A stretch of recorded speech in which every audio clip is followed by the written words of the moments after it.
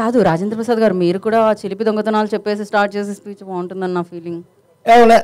ఏం కాదు, ఊరుకుంటాను మాట్లాడకుండా ఎలా. ఈ పిల్ల నాకు చాలా కాలం నుంచి తెలుసులేండి.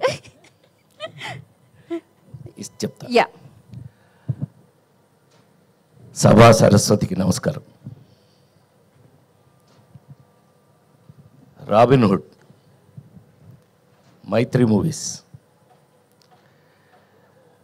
మైత్రి మూవీస్లో ఇంతకుముందు నేను అంటే నాకు ఎంత మనసుకు దగ్గరైన కంపెనీ శ్రీమంతుడు, Waltair Veeraiah, robin hood.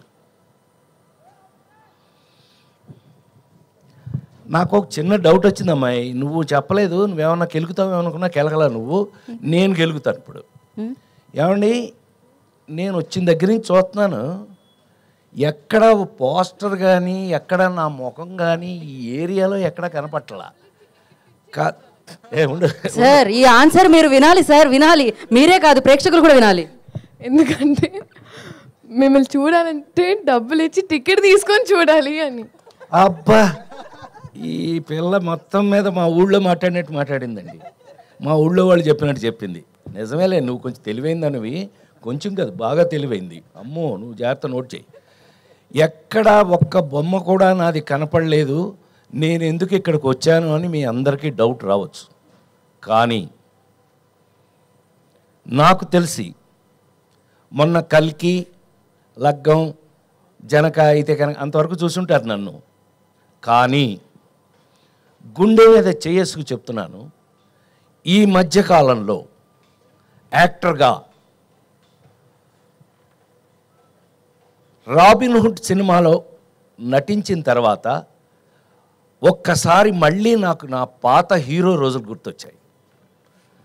Hero రోజులు అని అంటే లేడీస్ టైలర్ దగ్గర నుంచి హీరోగా యాక్ట్ చేసినంత వరకు చప్పట్లు కొట్టాలి అక్కడ. ఎన్ని ఇంకా అయ్యే సినిమాలు చూస్తున్నారు కదా, ఎంటర్టైన్మెంట్ అంటే ప్రైమ్ మినిస్టర్ దగ్గర నుంచి మీ వరకు అందరూ చూశారు కదా. అలాంటి రోజులు మళ్ళీ నాకు గుర్తు చేసిన రాబిన్ హుడ్ సినిమా. అంటే ఇవాళ యాక్చువల్గా మ్యూజిక్ మీద ఎక్కువ వాళ్ళు మీడియా మొత్తం మ్యూజిక్ మీద వెళ్ళి ఉంటుందేమో. ఒక్క సీన్ నాదేస్తే మీకు ఓపెన్గా, నితిన్ నాకు బిడ్ లాంటి వాడు, ఊరికే నా ముందు నేను హీరోని అని అట్లా ఏం అసలు నాకు హీఈస్ లైక్ మై సన్. అట్లాగే శ్రీలీల మా పిల్ల. ఇవాళ కొత్తగా మాకు జాయింట్ అయినవాడు ఎవరో కానంటే వెంకీ కుడుముల. ఇతను ఇంతకుముందు 2 సినిమాలు బాగానే తీశాడండి అని అనుకున్నాను. కానీ ఇది విన్న తర్వాత, రాబిన్ హుడ్ అనే ఈ సబ్జెక్ట్ విన్న తర్వాత, అందులో ఒక ఎంటర్టైన్మెంట్కి కేవలం ఒక కామెడీ, ఒకప్పుడు కామెడీ ఎలా ఉండేది, ఒకప్పుడు రాజేంద్ర ప్రసాద్ అనేవాడిని తీసేస్తే అంతకుముందు కామెడీ ఎలా ఉండేది, ట్రాక్ సినిమాలో ఒక ట్రాక్ వస్తే అది కామెడీ, ఇది అది. అక్కడి నుంచి హీరోయే కామెడీ, హీరో ఎలాంటి కామెడీ, ప్రైమ్ మినిస్టర్ దగ్గర నుంచి కామన్ మ్యాన్ వరకు మెచ్చుకునే కామెడీ. అంత గౌరవాన్ని దాన్ని తెచ్చుకుంటే, దాన్ని నేనెంత అదృష్టవంతుణ్ణి అంటే 5 జనరేషన్లుగా దాటుకుంటూ మీ దాకా వచ్చి, వెంకీ అబ్బాయి హీరో విను, నువ్వు 5 జనరేషన్లు దాటుకుంటూ వచ్చాను నేను. చిరంజీవి గారు, క్షమించాలి, మా పెద్ద ఆయన నందమూరి విశ్వవిఖ్యాత నట సార్వభౌమ నందమూరి తారక రామారావు గారు, నాగేశ్వరరావు గారు, అదొక జనరేషన్. 2 కృష్ణన్నయ్య, సోన్ బాబు అన్నయ్య, అదొక జనరేషను. చిరంజీవి గారు, నేను, మేమంతా ఒక జనరేషను. మహేష్ బాబు, జూనియర్ ఎన్టీఆర్, నితిన్, ఇదొక జనరేషను. ఇప్పుడు కొత్తగా జనరేషన్ వస్తుంది. మొత్తం 5 జనరేషన్లని దాటుకుంటూ మీ ముందు నిలబడిన నేను ఇంకా కూడా ఇలా ఫ్రెష్గా ఉండడానికి కారణం రాబిన్ హుడ్లో నా క్యారెక్టర్ లాంటివి. ఈ విషయాన్ని మీరు రేపు 28వ తారీఖున థియేటర్లలో, ఈ మధ్య థియేటర్లో కూర్చొని హాయిగా ఫ్యామిలీతో చూసుకునే సినిమాలు లేవనే కంప్లైంట్ దాటి ఒక అద్భుతమైన ఫుల్ ఎంటర్టైన్మెంట్ మీకు మంచి కథతో, నేను అదే చెప్పాను, రాబిన్ హుడ్ ఏంటండి దొంగ. రాబిన్ హుడ్ అంటే దొంగ కదండి, వాడు ఇంగ్లీష్ సినిమాల నుంచి దొంగ కదా. అవును, ఈ సినిమా ఈ కథ చూశాక మన ఇంట్లో కూడా రాబిన్ హుడ్ లాంటి దొంగ ఒకడు ఉంటే బాగుండు అనిపిస్తుంది మీ అందరికీ. ఇది గ్యారంటీ. ఇది కేవలం నేను ఒక ఫంక్షన్లో మీ అందరికీ మీ ముందు మాట్లాడడానికి నేను చెప్పట్లేదు. 100% ఒక అద్భుతమైన కథతో ఎంటర్టైన్మెంట్ దాంట్లో మిక్స్ అవుతూ ఈ సినిమా చూసి బయటకు వచ్చేటప్పటికి మా హీరో చెప్పినట్టుగా మేము నలుగురమే గుర్తుంటామండి. లేదంటే సత్యంగా నేను నా పేరు మార్చి వేరే పేరు పెట్టుకుంటాను. అంత కాన్ఫిడెంట్గా, అంత ఎంజాయ్ చేస్తూ, నేను ఆ రోజుల్లో నాకు హీరోగా చేసిన రోజులు గుర్తొచ్చినాయి అంటానికి కారణం అది. ఆ రోజుల్లో ఇలాగే ప్రతి సీన్ని ఎంజాయ్ చేసి, ప్రాక్టీస్ చేసి, దాన్ని పర్ఫెక్ట్ చేసి యాక్ట్ చేయటం జరిగేది. ఈ రోజుకి ఇన్ని రోజుల తర్వాత మళ్ళీ నేను ఈ సినిమాని అలా చేయటం జరిగింది అని 100% గుండె మీద చేసుకు చెప్తున్నాను. అట్లాగే ఈ సినిమాలో మనకు ఉన్న అదృష్టం ఏంటంటే, మా నిర్మాత రవి చెప్పినట్టు అన్ని డిపార్ట్మెంట్స్లోనూ, మ్యూజికల్గా, టెక్నికల్గా, అన్ని డిపార్ట్మెంట్స్లోనూ అందరూ ఇష్టపడి చేశారు. నాకు అసలు ఇవాళ ఈ మధ్య చాలా కాలం అయిందమ్మా ఇంత ప్లెజెంట్ ఫంక్షన్, ఇంత ప్లెజెంట్గా ఉండటం ఈ మధ్యకాలం చాలా రోజులైంది. అసలు టు బి వెరీ ఫ్రాంక్, నువ్వు అన్నమాట 100% నిజం. ఇంత ప్లెజెంట్గా ఉంది, ఇంత పాజిటివ్ వైబ్రేషన్తో ఇవాళ జరుగుతున్నటువంటి ఈ ఫంక్షన్. నిజంగా మీరందరూ మా మీద ఎంత ప్రేమతో వచ్చారో మాకు తెలుసు. దయచేసి నోట్ చేసుకోండి, 28వ తారీఖు నుంచి, ఈ నెల 28వ తారీఖు నుంచి దయచేసి థియేటర్లోనే చూడండి. ఆ సెల్ ఫోన్లోనూ, ఆ ఇంట్లో టీవీల్లోనూ. ఎస్, సినిమా ఇంటికి వచ్చేసింది. ఎస్, సినిమా అనేది ఇంటికి వచ్చేసింది ఓటీటీ పేరు మీద. వేరే ఏ పేరు లేదా అయితే ఏమే, మొత్తం మీద సినిమా ఇంటికి వచ్చేసింది. కానీ నిజంగా థియేటర్లో కూర్చుని ఫ్యామిలీతో సహా చూడగలిగినటువంటి ఒక అద్భుతమైన సినిమా మనకు దొరికితే కనుక అంతకు మించిన ఎంటర్టైన్మెంట్ నాకు తెలిసి ప్రపంచంలోనే సినిమా అంటే అద్భుతమైన ఇంట్రెస్ట్ ఉన్నది ఇండియాలో, అందులోనూ మరి ముఖ్యంగా సౌత్ ఇండియాలోను, అందులో మరి ముఖ్యంగా తెలుగు వాళ్ళకి సినిమా అంటే ఎంత ఇష్టమో నాకు తెలుసు. నేను 48 సంవత్సరాలుగా సినిమాలో ఉన్నాను. నేను మీ అందరి ముందు ఈ రోజుకి నాకు ఇంత అద్భుతమైనటువంటి అవకాశం ఇచ్చిన నా కంపెనీ, నా మైత్రి మూవీస్. నేను శ్రీమంతుడికి మీకు విషయం తెలుసో లేదో అండి, శ్రీమంతుడి సినిమాకి జనరల్గా ఫ్యాన్స్ అందరూ ఇష్టపడతారు. అంటే నాకున్న అదృష్టం ఏంటంటే Chiranjeevi fans, Balakrishna fans, Nagarjuna fans, Venkatesh, అందరి ఫ్యాన్స్ నా ఫ్యాన్స్. అది నాకున్న అదృష్టం. ఎందుకనంటే అందరికీ కావాల్సింది బేసిక్గా ఎంటర్టైన్మెంట్కి మించిందే ఉందండి. టెన్షన్స్ అన్నీ జీవితంలో మనకు కావాల్సినవి ఉన్నాయి.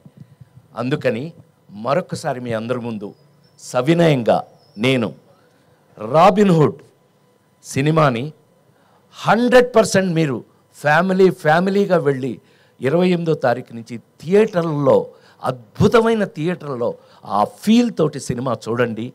మీకు ఎంజాయ్మెంట్, మీరు హాయిగా అనుకున్న ప్రతి ఐటము ఈ సినిమా లేకపోతే నేను దానికి బాధ్యుణ్ణి అని మరొకసారి మీ అందరి ముందు సవినయంగా మనవి చేస్తూ, నాకు ఇంత అద్భుతమైన అవకాశం ఇచ్చిన నా కంపెనీ, సరే నా మైత్రి మూవీస్ నా సొంత కంపెనీ చెప్పాను కదా శ్రీమంతుడికి, I should thank Venky Kudumula.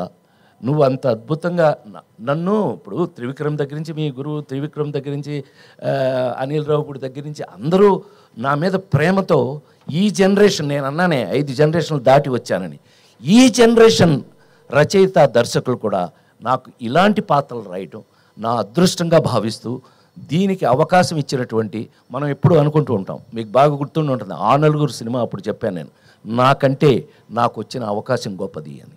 So ఇలాంటి అద్భుతమైన అవకాశం దొరికినందుకు మేము నిజంగానే అంటే ఇవాళ ఎంటర్టైన్మెంట్లో ఛాలెంజ్ చేసి చెప్పడం కొంచెం కష్టంగానే ఉంది. ఎందుకంటే కామెడీ షేప్ కొంత మారుతూ వెళ్తుంది, కొంత బూతు ఆ టైప్లో వెళ్ళిపోతుంది. అలాంటి స్టేజ్లో మళ్ళీ మా హీరో చెప్పినట్టు ఒక అద్భుతమైన ఆర్గానిక్ కామెడీ అన్నాడు.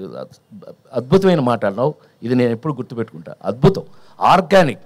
మనకి ఆరోగ్యం కోసమే ఫుడ్డే ఆర్గానిక్ మారిపోయినప్పుడు, ఆ మందులే ఆర్గానిక్ మారిపోయినప్పుడు, మనం సినిమాని కూడా ఆర్గానిక్గా మార్చడానికి ప్రయత్నిస్తున్నందుకు, కనీసం అలాంటి ప్రయత్నం చేసినందుకు వెంకీ కుటుంబలకి నేను ఒక అద్భుతమైనటువంటి అప్రిషియేషన్ ఇస్తూ, నా తరఫున, అంటే కొంచెం సీనియర్ కాబట్టి నేను అప్రిషియేషన్ ఇస్తూ, ఈ సినిమాని దయచేసి థియేటర్లో మీరు చూడండి. మీకు ఏమాత్రం నచ్చినా మీరు మమ్మల్ని గుర్తు చేసుకోండి. అదే ఈ జన్మకి నాకు చాలు అని మరొకసారి మనవి చేస్తూ, ఈ అవకాశానికి మరొకసారి కృతజ్ఞతలు తెలియజేస్తూ, మీడియా వాళ్ళందరికీ నమస్కారం. Thank you. Thank you sir, thank you so much. దొంగతనం అన్నావు కదా, ఆగు, నేను మర్చిపోయాను అనుకున్నావా? నువ్వు ఎప్పటి నుంచి నాతో ఏమండి నిజం చెప్పమంటారా అబద్ధం చెప్పమంటారా మహారాజా? నిజమే చెప్పవాయా అన్నాడండి మహారాజు. నిజమే చెప్పవాయ్ అని. మా నాన్నగారు స్కూల్ టీచర్ అండి, military school teacher. So school teacher అండి. ఎంత స్ట్రిక్ట్ అని అంటే, మీ అందరికీ చిన్న ఐడియా ఉండి ఉంటుందిగా, నేను ఎన్టీ రామారావు ఇంట్లో పుట్టాను. ఆ ఇంట్లో మేము అద్దెకుండేవాళ్ళం 24 సంవత్సరాలు, అక్కడే పుట్టాను నేను. సరే, అది మా నాన్న ఎంత స్ట్రిక్ట్ అని అంటే, హరికృష్ణ అల్లరి చేస్తే హరికృష్ణ కొట్టలేక మమ్మల్ని కొట్టేవాడండి ఆయన. నన్ను కొట్టారంటే నవ్వుతున్నావా నువ్వు, నీ సంగతి చూస్తానే వస్తున్నాలే బయటికి. అలాంటిది ఆయన ఎంత స్ట్రిక్ట్గా ఉంటాడండి. అలాంటిది ఏదన్నా ఎప్పుడన్నా బజార్కి వెళ్ళి ఆ శనగపప్పు ఉండలు అవి ఏమన్నా తిందామంటే డబ్బులు ఏం చేయాలి? మా నాన్నగారి జేబులోంచి 5 పైసలు కొట్టేశానండి.